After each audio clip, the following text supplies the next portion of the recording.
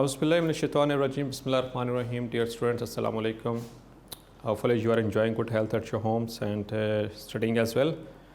Dear students, जैसा कि आपको पता है कि लास्ट लेक्चर में हमने कार्बन डाइऑक्साइड के रोल को डिस्कस किया था, उसके साथ मैंने फोटोसिंथेटिक जो रिएक्शंस हैं उनको स्टार्ट किया था, जिसमें मैंने बेसिक बातें पढ़ी थी कि फोटोसिंथेटिक रिएक्शंस जो होते हैं, यानी जो फोटोसिंथेसिस है वो दो स्टेप्स में मुकम्मल होती है. एक लाइट डिपेंडेंट रिएक्शन होता है, पहला वाला, the first one is light dependent reaction and the second one is light independent reaction, जिसमें एनर्जी इस्तेमाल लाइट एनर्जी इस्तेमाल नहीं होती, बल्कि सिंपली जो केमिकल एनर्जी बन चुकी होती है in the form of ATP and NADPH, उसी को इस्तेमाल किया जाता है for the reduction of carbon dioxide into sugar molecules. तो आज हम स्टार्ट कर रहे हैं लाइट डिपेंडेंट रिएक्शंस में. और लाइट डिपेंडेंट रिएक्शंस में जो हम आज के जो टॉपिक है उसमें सिर्फ डिस्कस करेंगे फोटो सिस्टम्स को, उसकी बेसिक चीज़ों को जिसके ऊपर लाइट रिएक्शन डिपेंड करते हैं.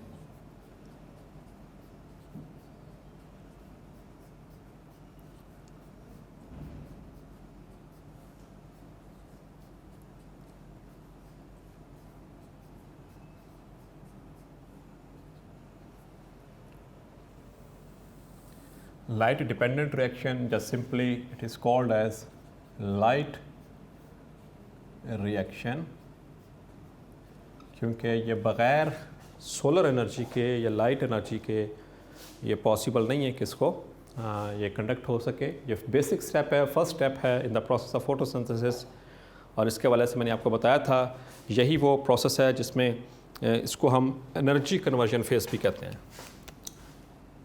It is also called as energy conversion phase. क्यों कहते हैं? क्योंकि यही वो प्रोसेस है जिसमें जो सन या solar energy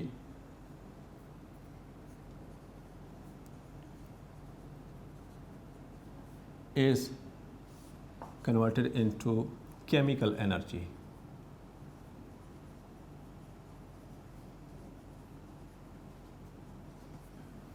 In this process or in this phase, the solar energy is converted into chemical energy. और ये सोलर एनर्जी केमिकल एनर्जी में कैसे कन्वर्ट होगी ये हम आज देखेंगे. फर्स्ट ऑफ ऑल हम आज इसको डिस्कस करने जा रहे हैं कि एनर्जी जो होती है light energy, the solar energy और sunlight, it is absorbed by the photosynthetic pigments.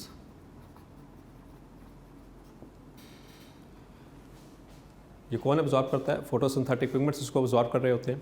और फोटोसिंथेटिक पिगमेंट्स में हमने बात की थी कि इसमें दो तरह के फोटोसिंथेटिक पिगमेंट्स हैं. एक है main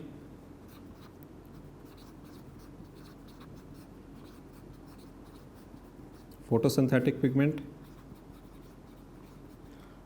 and the accessory photosynthetic pigments. और ये आपको डिटेल से याद होगा, अच्छे से याद होना चाहिए कि मेन फोटोसिंथेटिक पिगमेंट कौन सा है. दैट इज़ क्लोरोफिल ए, और एसेसरी पिगमेंट्स में क्लोरोफिल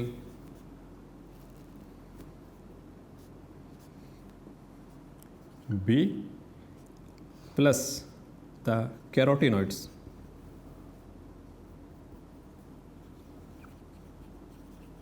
और कैरोटीनॉइड्स होते हैं वो आगे से बताया था दो तरह के होते हैं जो मेजर इस्तेमाल हो रहे हैं. एक तो कैरोटीन्स और दूसरे ज़ैंथोफिल्स. सो डियर स्टूडेंट्स, इस तरह से यानी कि मेन काम अब सूरज की रोशनी जो आ रही है which is being entrapped by the plants.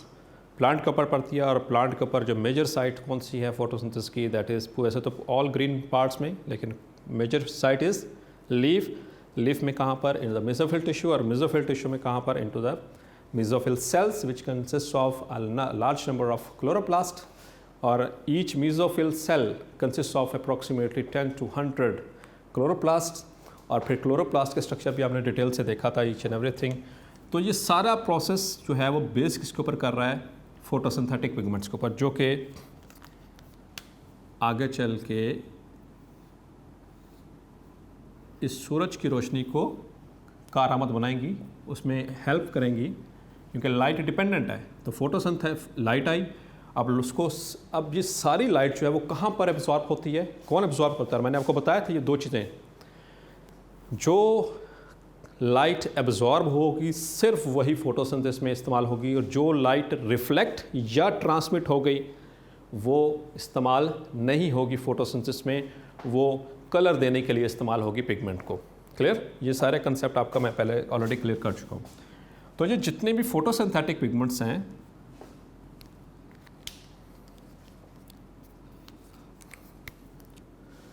The photosynthetic pigments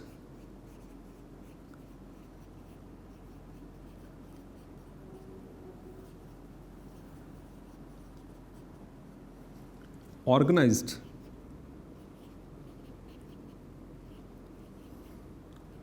in clusters.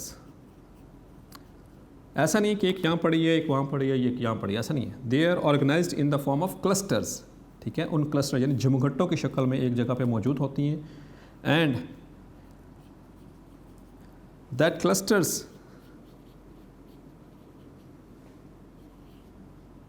of photosynthetic pigments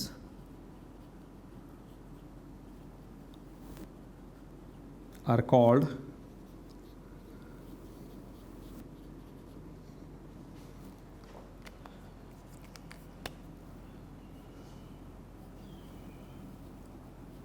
photosystem. ठीक है, ये इंपॉर्टेंट डेफिनेशन भी है, इंपॉर्टेंट पॉइंट है, याद रखेंगे. और आज का जो हमारा मेजर टॉपिक ये भी है, वो यही है. हम उसको पहले आज फोटो सिस्टम को डिस्कस करेंगे, उसके बाद फिर हम इंशाल्लाह नेक्स्ट लेक्चर्स में जो प्रॉपर रिएक्शन की तरफ मूव करेंगे. सो अब हम बात करेंगे फोटो सिस्टम. तो फोटो सिस्टम क्या है कि जितने भी फोटोसिंथेटिक पिगमेंट्स हैं जिसमें मेजर और एसेसरी दोनों मौजूद हों, यानी ये क्लस्टर्स की फॉर्म में मौजूद होती हैं उसके ऊपर. सपोज़ मैं आपको इस तरह से दिखाता हूँ.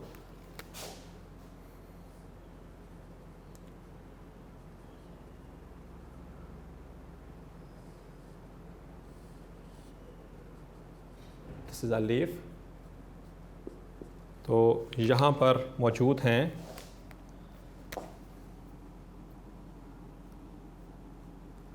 these are the photosystems.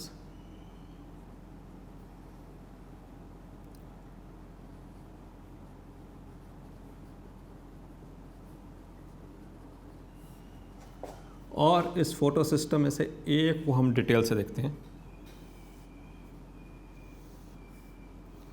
कि what is a photo system.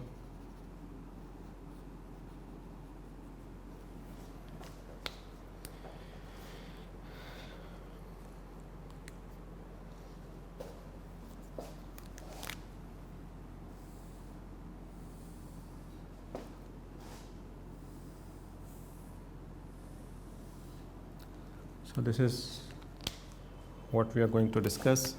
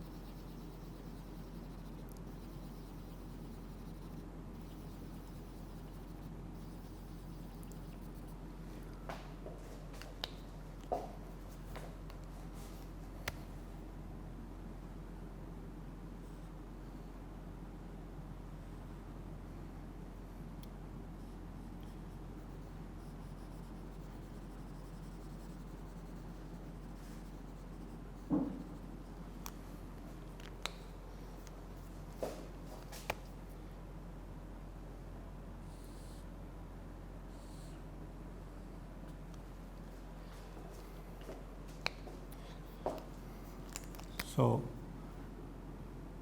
this is the sunlight.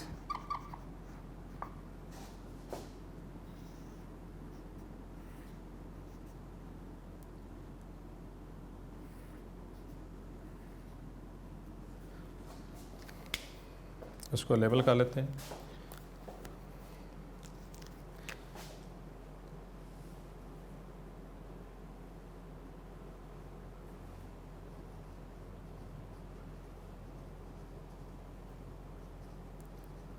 This is antenna complex molecules, और ये एंटीना कॉम्प्लेक्स मॉलिक्यूल्स और दूसरी जो मेन चीज़ है दैट इज़ रिएक्शन सेंटर। अब जो एंटीना कॉम्प्लेक्स मॉलिक्यूल्स हैं इसमें chlorophyll A, carotenoids, chlorophyll B, ये सब मौजूद होंगे। सो ये सारा सिस्टम क्लस्टर की शक्ल में यहाँ पर मौजूद है।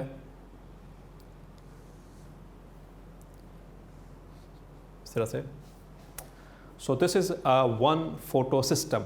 ठीक है, तो ये सारे के सारे, तो जो भी कोई एक फोटो सिस्टम होता है, फोटो सिस्टम, उसके दो कंपोनेंट्स होंगे। Each photo system consist of two components, number one antenna molecules and number two the reaction centre. ठीक है, अब जो एंटीना मॉलिक्यूल है, एंटीना कॉम्प्लेक्स इसे कहते हैं बेसिकली। एंटीना कॉम्प्लेक्स के अंदर मैंने अभी ऐसा आपको बताया, इसके अंदर बहुत सारे क्लोरोफिल ए के मॉलिक्यूल्स होंगे, क्लोरोफिल बी के मॉलिक्यूल्स होंगे एंड द कैरोटीनॉइड्स, ये सारे मौजूद होंगे। और इनका काम क्या होगा, that is the there will be channelizing the solar energy towards the reaction centre. ये काम क्या परफॉर्म करेंगे, दे विल ट्रांसफ़र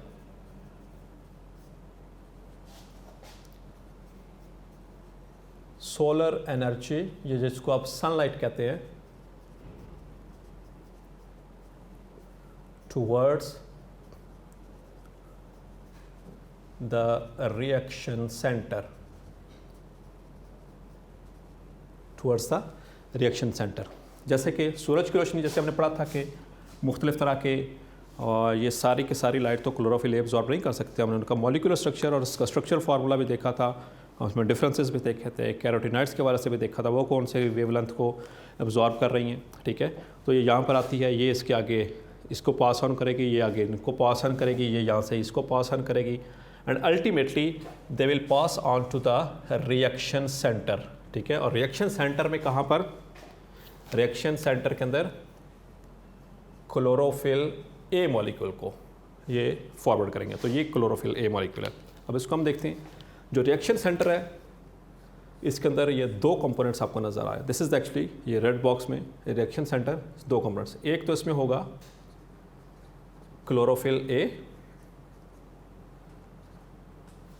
ठीक है, एक क्लोरोफिल ए पिगमेंट है, और दूसरा that is primary electron acceptor, जिसको हम PEA भी कहते हैं। अब प्राइमरी इलेक्ट्रॉन जो एक्सेप्टर है, इसको हम डिफाइन इस तरह से करते हैं, a specialized structure which actually entrap भी कह सकते हैं, या जिसको आप सिंपल absorb भी कह सकते हैं, which traps high energy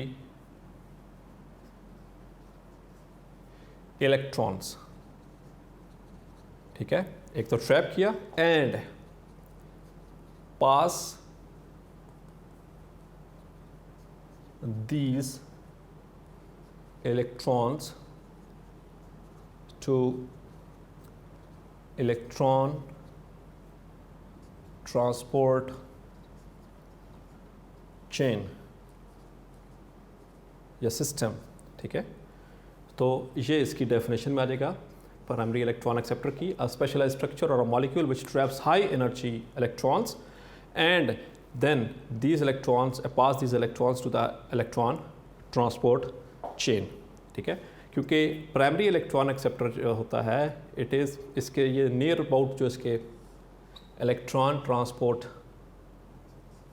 chain होती है, जो सिस्टम होता है, ये उसके साथ कनेक्ट होता है। तो उसके ऊपर चला दिया कि ये आगे चल के इंशाल्लाह डिटेल में भी आएगा। सो यहाँ पर देखें तो क्लोरोफिल ए, क्लोरोफिल ये जितने भी फोटोसिंथेटिक पिगमेंट्स हैं ये इस तरह से सूरज की रोशनी को अब्जॉर्ब करेंगे और अल्टीमेटली हर कोई अपने बिहाफ के ऊपर इसको चैनलाइज करेगा टुवर्ड्स द रिएक्शन सेंटर, और रिएक्शन सेंटर में कहाँ पर, towards the chlorophyll A of the reaction centre. और फिर यहाँ से जब वो क्लोरोफिल ए का जो मॉलिक्यूल है जब वो उसके ऊपर वो फोटॉन्स को एब्जॉर्ब करेगा, यानी कि सनलाइट को एब्जॉर्ब करता है in the form of photons in the as a particles, तो ये एक्साइट होता है, तो इसके आगे फिर ये इट एमिट्स एन इलेक्ट्रॉन, ये यहाँ से इलेक्ट्रॉन को निकालता है। और इसी के साथ ही रिएक्शन सेंटर में पड़ा होता है प्राइमरी इलेक्ट्रॉन एक्सेप्टर। जो इलेक्ट्रॉन इसमें से क्लोरोफिल ए में से निकलता है वो फौरी तौर पर आगे एक ये इसके साथ एक मॉलिक्यूल एक स्ट्रक्चर बड़ा होता है जिसे हम प्राइमरी इलेक्ट्रॉन एक्सेप्टर कहते हैं, ये उसके अंदर इसको एक्सेप्ट कर लेता है। तो यहाँ से क्या निकलेगा, इलेक्ट्रॉन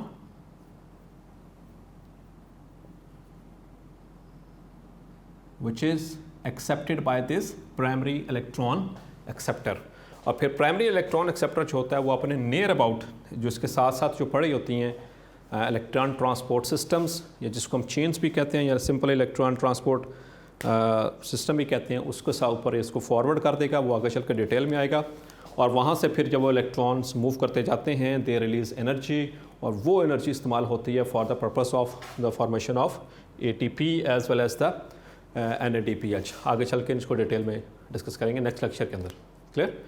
और दूसरी चीज़ जो यहाँ पर इम्पॉर्टेंट आपने ये जो याद रखनी है कि ये this is one photo system, this is actually a photo system.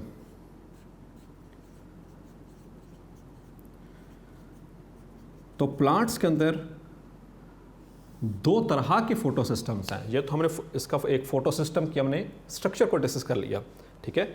ये सारे एंटीना कॉम्प्लेक्स, यानी कि दो मेन इसके पार्ट होते हैं फोटो सिस्टम के, एंटीना कॉम्प्लेक्स और दूसरा रिएक्शन सेंटर। एंटीना कॉम्प्लेक्स में क्या होगा, chlorophyll A, chlorophyll B and carotenoids sunlight को एब्जॉर्ब करेंगे and transfer this energy towards the reaction centre chlorophyll, ठीक है। वहाँ पर जो क्लोरोफिल है वहाँ पर उसको फॉरवर्ड कर देंगे। और उसके बाद जो रिएक्शन सेंटर है उसके अंदर एक क्लोरोफिल का मॉलिक्यूल है और दूसरा प्राइमरी इलेक्ट्रॉन एक्सेप्टर है।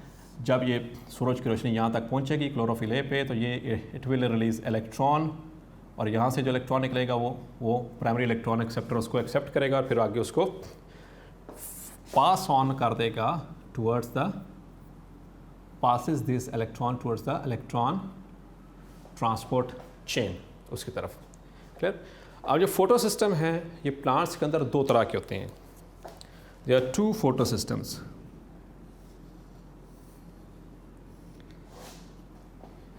एक को हम कहते हैं